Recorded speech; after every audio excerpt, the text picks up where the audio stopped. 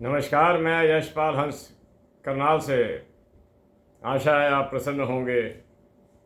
आज मैं फिर उपचारों के साथ आपके आगे प्रस्तुत हूँ। कुछ ऐसे उपचार जो पहले भी बताए, आज उसको मैं उन युतियों के साथ ले रहा हूँ जैसे तीन तीन ग्रह आपकी कुंडली में इकट्ठे हैं और उसके दुष्परिणाम आ रहे हैं, तो उसका क्या किया जाए। आज सबसे पहले तो मैंने इस पर अध्ययन किया कि इस संसार के अंदर दुख कितने प्रकार के हैं। ये कल भी मैंने थोड़ी चर्चा करी थी आपसे, और मुझे आशा है वो चर्चा आपको अच्छी लगी होगी और आपका सब्सक्रिप्शन और आपके व्यूज़ मुझे बता रहे हैं कि आपको ये चीज़ें अच्छी लग रही हैं। मैं इस पर चर्चा करता रहूँगा, आपको उपचार बताता रहूँगा और कोशिश करूँगा कि इन ग्रहों की पकड़ में जो जो महान लोग आए उनका भी विवरण दे दिया जाए, ताकि आपको पता लगे कि कोई व्यक्ति अछूता नहीं है जिसको इन ग्रहों ने टच न किया हो। सबसे पहला दुख क्या है संसार के अंदर, आप अच्छी तरह समझते हैं। आर्थिक तंगी, पहले मैंने कल बताया था ना, रोग सबसे बड़ा दुख है। बीमारी तो है ही है सबसे बड़ा दुख, लेकिन उसके बाद नंबर धन का आता है। अगर किसी के पास धन ना हो तो वो इलाज भी नहीं करवा सकता। मैं हमेशा परमपिता परमात्मा से प्रार्थना करता हूँ कि हे ईश्वर, आप किसी को धन की कमी ना देना। हाँ, वो व्यक्ति कुमार्ग से ना कमाए, सुमार्ग से कमाए, ताकि वो धन किसी काम आए। दूसरी चिंता जो व्यक्ति को रहती है, दूसरा दुख जो है वो संतान से रिलेटेड है। व्यक्ति बड़े चाव के साथ संतानों को जन्म देता है। ये ठीक है कि वो राजा दशरथ वाला ज़माना नहीं रहा जब यज्ञ के माध्यम से प्रभु से कामना की जाती थी कि मेरे को ऐसी संतान देना जो मेरे कुल का नाम रोशन करे।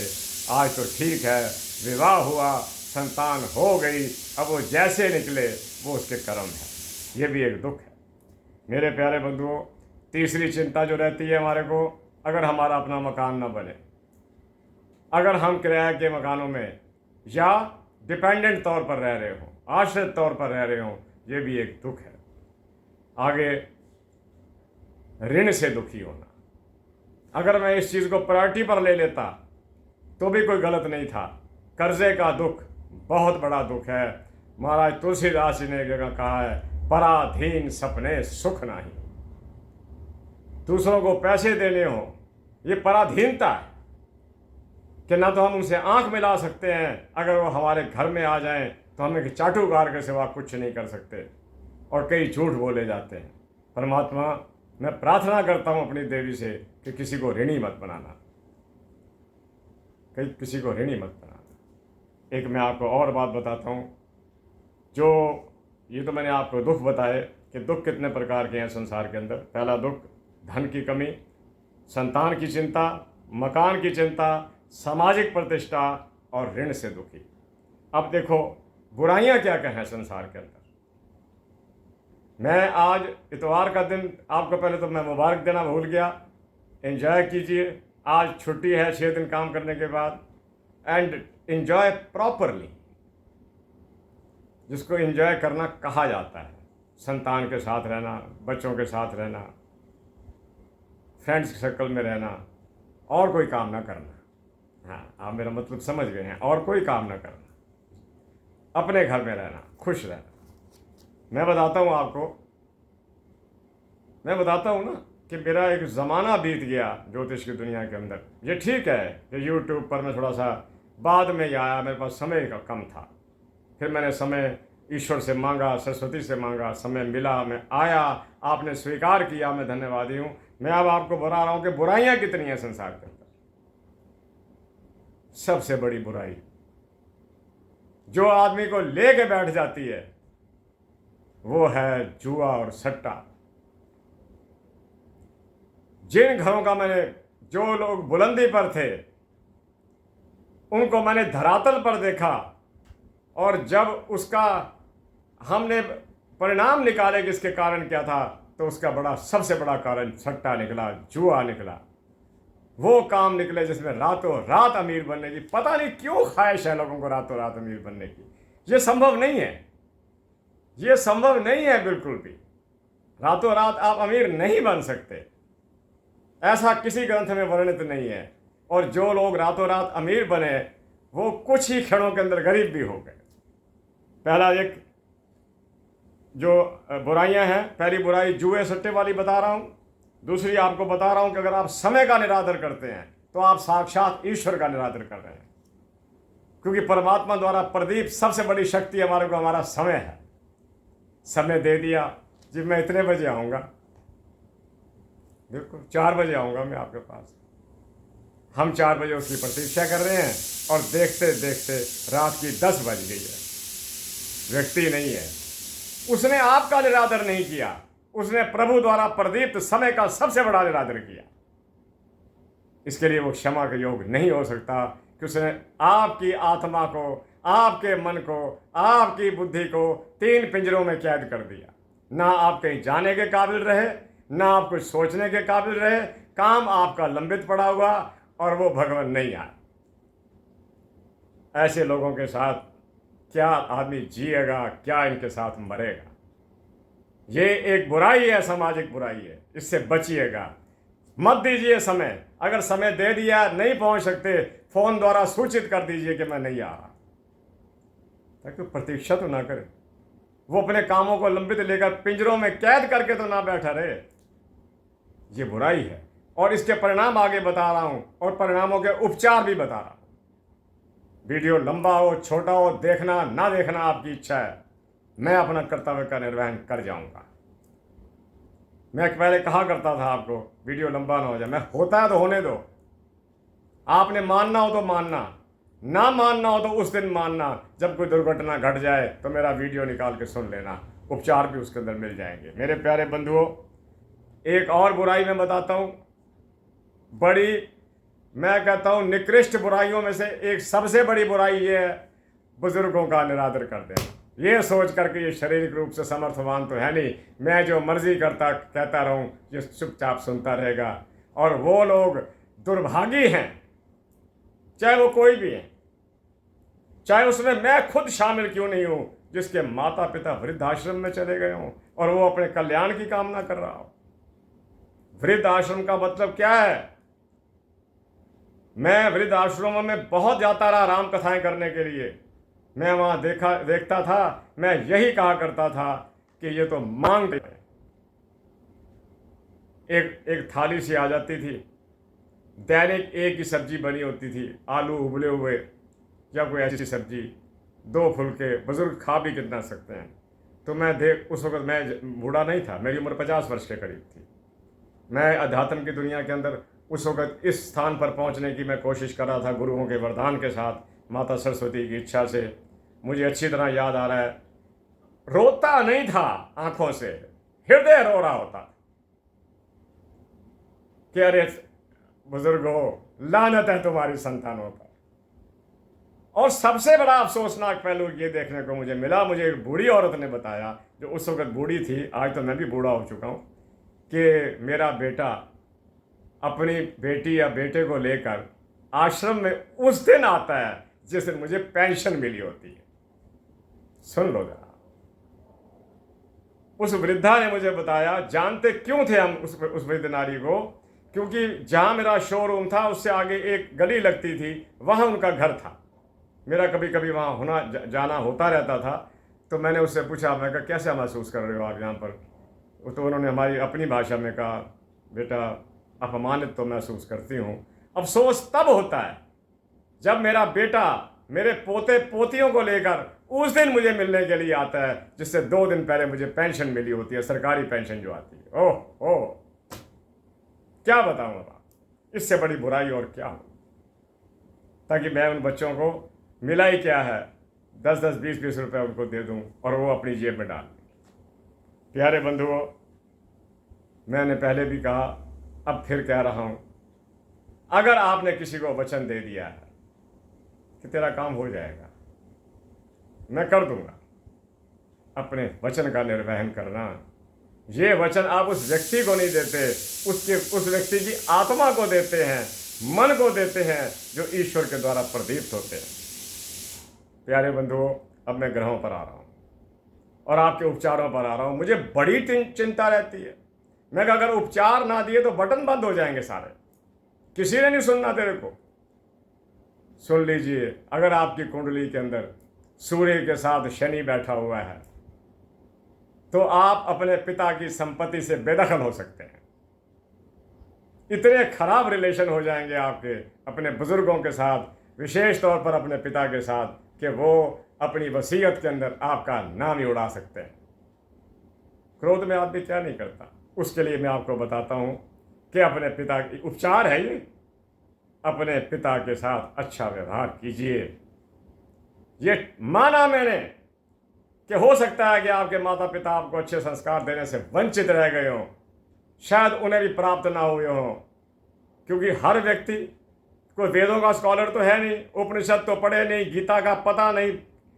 वो बस जैसी बातें चल रही हैं, बच्चे भी सुन रहे हैं, बड़े भी सुन रहे हैं, किसी की निंदा हो रही है, चुगली हो रही है, बच्चा यही समझता है कि शायद प्रॉपर जीवन यही, असली जीवन यही है कि निंदा करो, चुगली करो, अपमान करो, और उसका परिणाम क्या निकलता है कि वो एक दिन अपने पिता और माता के विरोध में ही खड़ा हो जाता है। आप कोशिश करना कि सूर्य के दान और शनि के दान करते रहना, कहीं ये ना हो कि आपके पूर्वज भी आपसे रुष्ट हो जाएं। पहली चीज़ तो आपको ये प्रॉपर्टी तो चलो बाद में मिलनी है, पहली चीज़ तो ये है कि आपको श्राप मिल सकते हैं।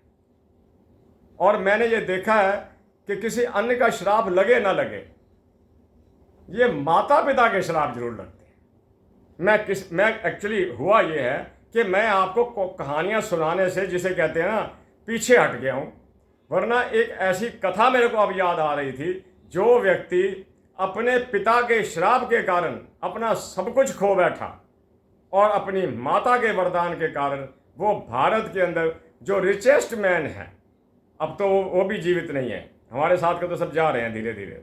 अब वो उनके दामाद और उनके बेटे सारा कारोबार संभालते हैं। शायद वो 10,000 व्यक्तियों की लिस्ट में भारत के अंदर अमीरी में आते हैं। कोई, मैंने एक बार पूछा था, उनको मिलने गया था कि आपकी इतनी प्रगाढ़ आपकी अमीरी का कदम मेरी माँ के वरदान है मेरे साथ। मैं कहा आपको इतना बड़ा शारीरिक कष्ट हुआ, ये किस लिए हुआ? शारीरिक कष्ट था, वो चल नहीं पाते थे। कहते ये मेरे पिता की बद्दुआओं का असर है कि मैं वही बाथरूम जिसमें मैं गिरा और उठा तो रीढ़ की हड्डी जा चुकी थी, मैं उठ नहीं।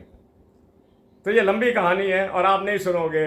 इससे अच्छा है कि मैं ना ही सुनाऊँ आपको, कि कहीं ये ना हो कि मेरा सब्सक्रिप्शन भी ख़राब हो, मेरे व्यूअर्स भी डिस्टर्ब हों। ये कहानी कमाल की कहानी है जो मैंने अपनी पुस्तक में वर्णित करके, जब मैं उसकी पूरी बात को याद करता हूँ अपने उस मित्र की, जो मेरा गुरुकुल में मेरा सहपाठी था, तो मैं खुद रो पड़ता हूँ कि माता पिता के श्राप और वरदान इतना काम करते हैं। तो आप इससे बचिएगा, आप इनको खुश रखिए। ये कुछ नहीं मांगते, ये आपकी इज्जत मांगते हैं, समर्थन मांगते हैं। जब जाइए पूछ के जाइए माता जी से, पिताजी से कि कुछ लाना है आपके लिए, वो ज़रूर कोई ना कोई फरमाइश रखेंगे, भाई ये लेते आना। क्या कहेंगे? क्या कहेंगे? कोई केले ले आना, संतरे ले आना, आम ले आना, एक आधा, बस। कम से कम आपके आने वाले भविष्य पर चोटें नहीं लगेंगी, हथौड़ियाँ नहीं पड़ेंगी। आगे चलता हूँ कि आप को मैं कुछ ग्रहों की युति के बारे में आज बता रहा हूँ। हमारे लिए तो मैंने बताया कि रविवार की कोई छुट्टी नहीं होती, ना हम करना चाहते हैं, बिल्कुल नहीं करना चाहते। जब आज मैं भोजन भी करूँगा, घूमने भी जाऊँगा, या लोगों से भी मिलूँगा, लोगों के फ़ोन कॉल्स भी अटेंड करूँगा, तो सब कुछ करूँगा, तो मेरा कर्तव्य है कि मैं आपको वीडियो भी दे डालूँ। अगर ये वीडियो आपके किसी काम आए तो कमेंट बॉक्स में लिखिएगा। अगर आपकी कुंडली के अंदर सूर्य, ये सुनने वाली बात है, उपचार साथ के साथ दे रहा हूँ, अगर आपकी कुंडली के अंदर सूर्य, शुक्र और राहु की युति बनी पड़ी है किसी भी घर के अंदर, निकालिएगा अपनी कुंडली। अब मैं आ रहा हूँ अपने पॉइंट्स पर। अगर आपकी कुंडली में सूर्य, शुक्र, राहु किसी भी घर में इकट्ठा होकर बैठे हुए हैं, तो आप कुछ भी बुरा कर सकते हैं। बुरे से मेरा अभिप्राय ये नहीं, बुरा इंसान दुनिया के साथ नहीं होता, कई बार अपने तन के साथ बड़ा बुरा हो जाता है। अपने तन को धोखे पे धोखे दिए जा रहा होता है, मदिरा पिए जा रहा होता है, कुछ किए जा रहा होता है। एक कहानी सुनी, सुनकर बड़ा हैरान हुआ कि जी सट्टा इतना बढ़ गया कि एक व्यक्ति का पता चला वो सट्टे सट्टे के अंदर ही 5 करोड़ रुपए डाउन आ गए और अब उनके पास अश्रु पूरित नेत्रों के सिवा कुछ नहीं। ऐसी स्थिति कब बनती है? जब ये राहु जैसा प्लैनेट, शनि जैसा प्लैनेट आपकी जिंदगी में तबाही के कगार पर आपको लाने पर खड़ा हो जाए। ये केतु भी काम कर जाता है। केतु एक ऐसी बुद्धि है, एक ऐसा जीव है जिसके पास बॉडी तो है, ब्रेन नहीं है। वो दूसरों के कहने पर चलेगा, कर ले ये हो जाएगा वो हो जाएगा, और होता कुछ नहीं है। ख्याल रखना, आप इस काम के लिए गोमेद धारण कर लेना। गोमेद कहीं ना कहीं आपको इन बुराइयों से बचा जाएगा, क्योंकि इसमें शक्ति है कि ये वो गलत काम नहीं होने देता जो राहु करवाता है। 7.25 रत्ती चांदी के अंदर 1000-1500 का बन जाना चाहिए, महंगा नहीं है। और मैं महंगे की ओर बढ़ता ही नहीं, क्योंकि महंगा मतलब ये है कि आप उस पथ पर नहीं चल रहे जहाँ इंसाफ का पथ है। आगे चलता हूँ।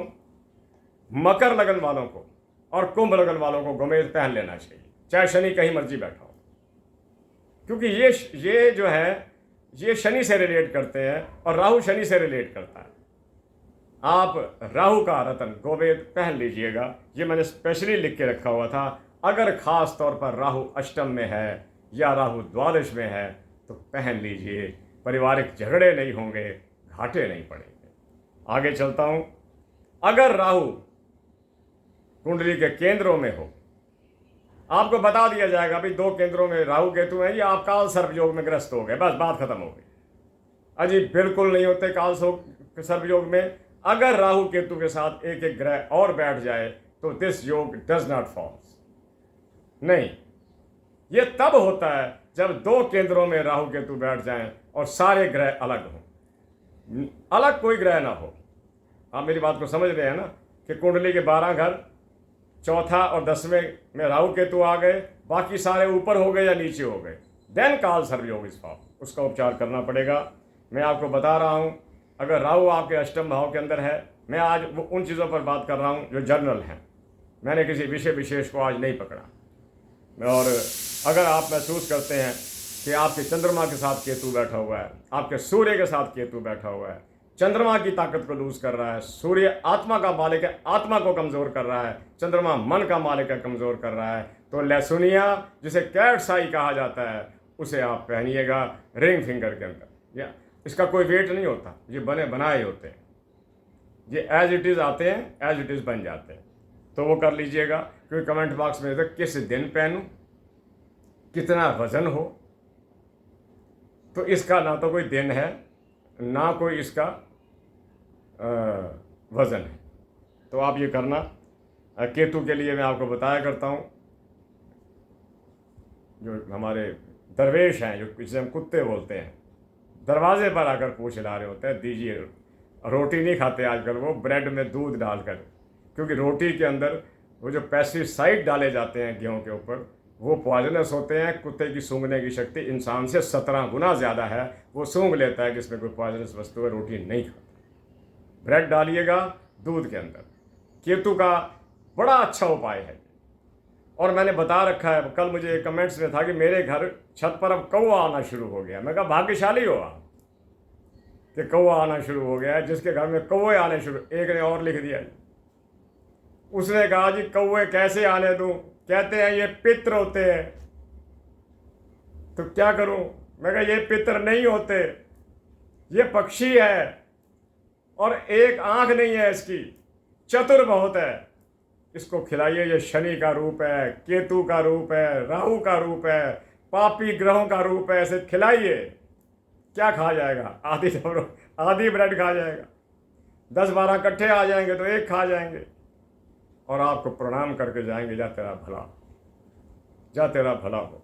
मैं आपको ये बता रहा हूँ, अगर आपका शुक्र राहु इकट्ठे हैं तो ज्योतिष ग्रंथ ये बात को मान्यता देते हैं कि आप मदपाई हो सकते हैं। और बड़े बहाने होंगे आपके पास, बस छोड़ने जा रहा हूँ, फिर नहीं लूँगा, और कभी ना छूटी। ये शुक्र राहु का योग है, पढ़ लीजिए किताबों के अंदर।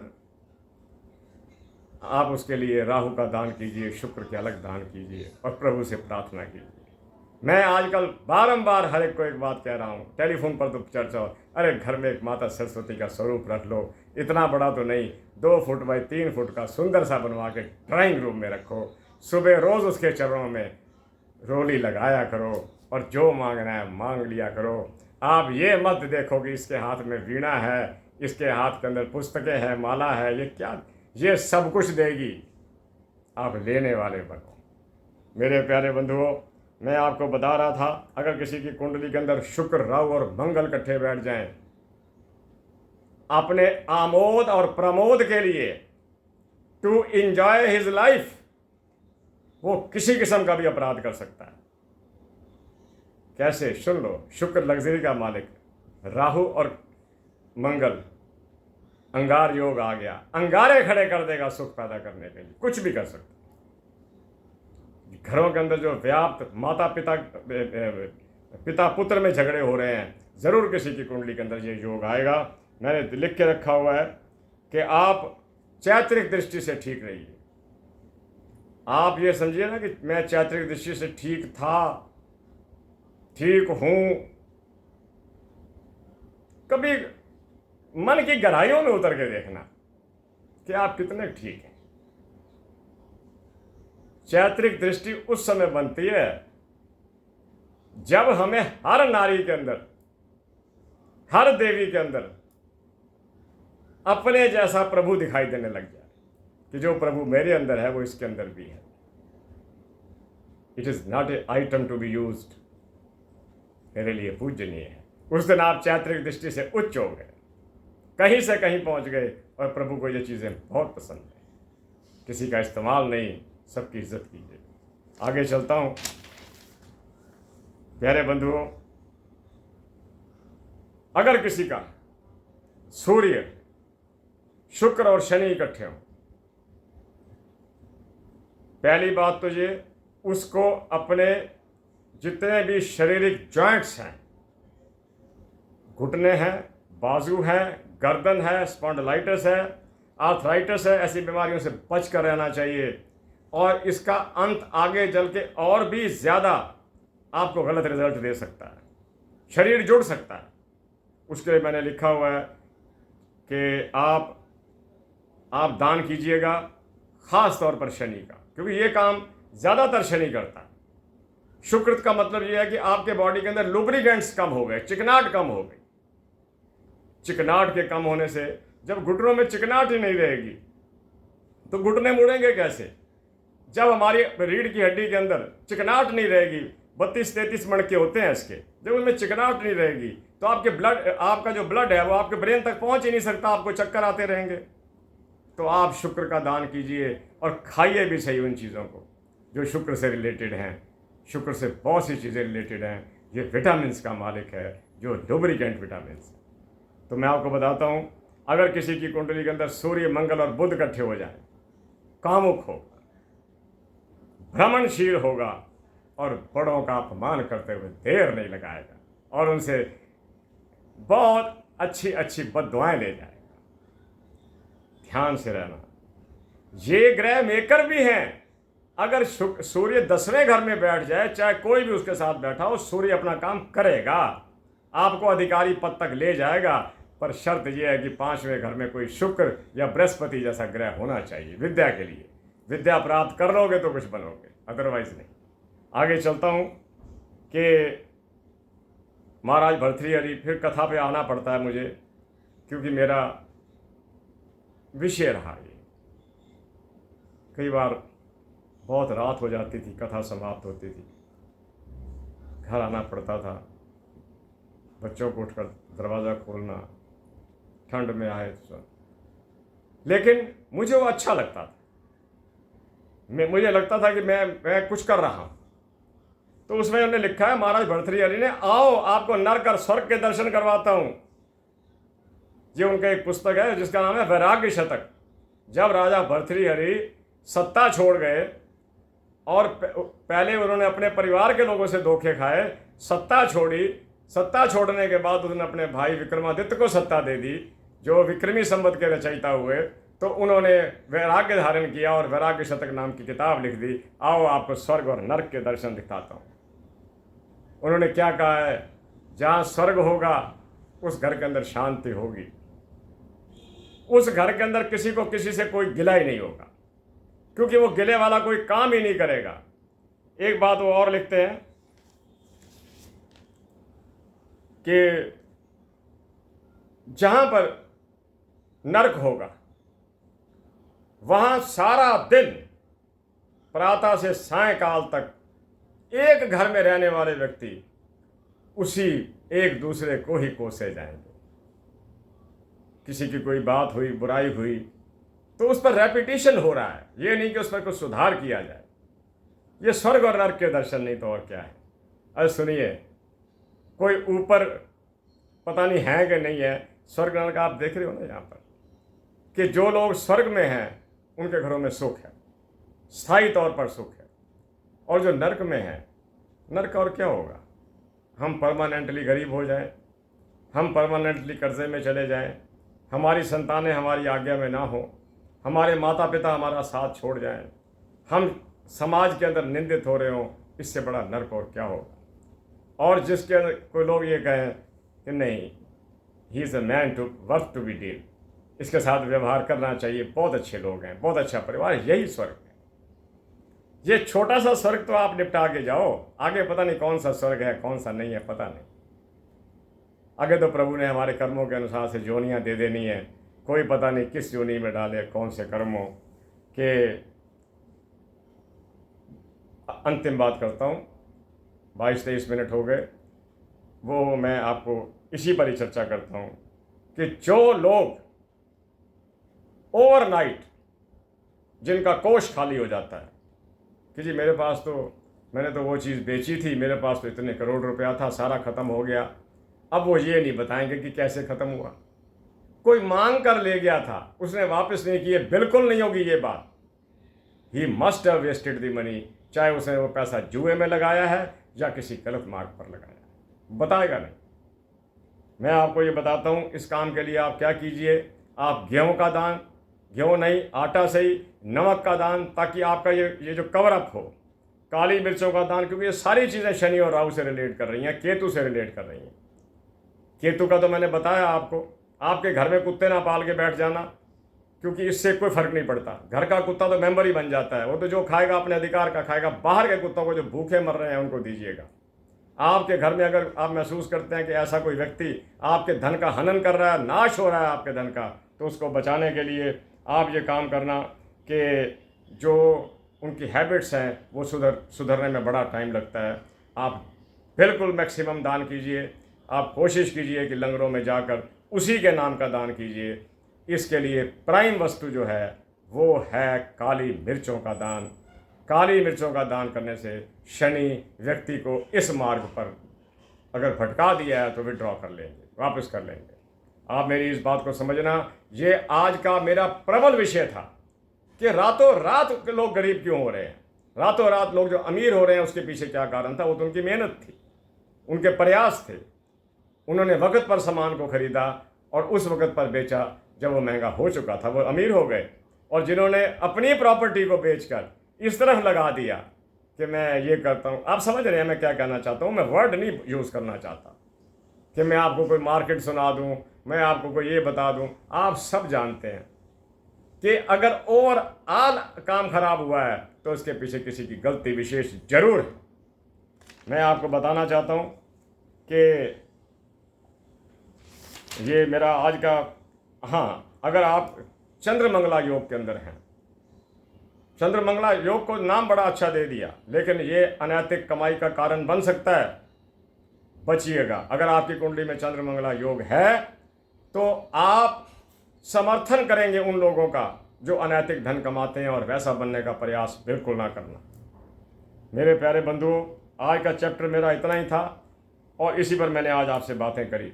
बातें फिर भी लंबी हो गई, 30 मिनट का समय हो गया। आप वीडियो को सुनिएगा और मैंने जो उपचार आपको बताए आप सुन लीजिए। अगर कोई व्यक्ति धन का अपव्यय कर रहा है, वेस्ट कर रहा है पैसे को, तो काली मिर्चों का दान कर देना, चाहे ज़्यादा करनी पड़े। नमक का दान कर दिया करो, आटे का दान कर दिया करो। कई ये पूछते हैं जी गेहूं का तो स्वभाव हो रहा है, आटे का हो रहा है। मैं कमेंट्स बॉक्स की बातें आपसे करता नहीं हूँ, सुन के चकित बड़ा होता हूँ कि गेहूं का भी तो आटा बनना है। दीजिए आप, दीजिए आप, बड़ी बड़ी समस्याओं में से निकाल देता है ये। देखिए, जिन लोगों ने लंगर की परंपरा बनाई थी वो हमारे पूजनीय आदरणीय थे। उन्होंने यही कहा था कि आपके पास थोक के भाव अगर पाप इकट्ठे हुए पड़े हैं और उसके फल भोग रहे हो तो किसी एक को तो दे नहीं सकते। आप लंगर में थोड़ा थोड़ा करके अपने कष्ट दूसरों को दे सकते हैं। कष्ट, पाप नहीं, कष्ट। आप अपने कष्ट थोड़े थोड़े करके दूसरों को दे सकते हैं। ये बट जाएंगे, खत्म हो जाएंगे। आप कीजिए तो सही। इसी के साथ करनाल से मैं यशपाल हंस आपसे आज्ञा लेता हूँ। आप मुझे अपनी शुभकामनाएं देते रहा कीजिए। आपने मेरी आज की सारी बातें समझ ली होंगी। मैंने आपको संसार के दुखों पर भी व्याख्या कर दी, सुखों पर भी कर दी, बुराइयों पर भी कर दी, माता पिता पर भी कर दी कि गिव देम मैक्सिमम। माता पिता की क्यों, हर बुजुर्ग की इज्जत कीजिएगा। वो सीनियर है आपसे, वो सीनियर है आपसे, उसने आपसे दुनिया ज़्यादा देख रखी है।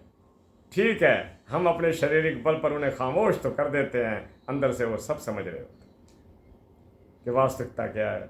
मेरे प्यारे बंधुओं, अगर आपको मेरी वार्ता अच्छी लगे तो मैं इसे कल फिर कंटिन्यू करने को तैयार हूँ। आपको मैं सुनाना चाहता हूँ कि भर्तृहरि जी ने नर्क और स्वर्ग की व्याख्या पृथ्वी पर कैसे दी है। अगर आपका मन बने सुनने को तो मुझे बताइएगा, मैं आपको ये भी बताऊँगा कि भर्तृहरि जी क्या कह रहे हैं।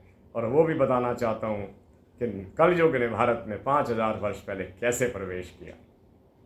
जब कृष्ण महाराज इस पर पूरा लेबल लगा रहे थे कि हज़ारों वर्ष ना घुसे, लेकिन वो पहले घुस गया। तो इस पर चर्चा फिर करूँगा। इसी के साथ करनाल से मैं यशपाल हंस आपसे आज्ञा चाहता हूँ। जय जगत, जय भारत, नमस्ते, नमस्कार, शुभकामनाएं। ईश्वर आपको सुखी रखे। माता सरस्वती की कृपा बनी रहे ताकि आप सुमार्ग पर चलें, कुमार्ग के पथिक न बने, सुमार्ग के पथिक बने। नमस्कार, नमस्ते, नमस्कार।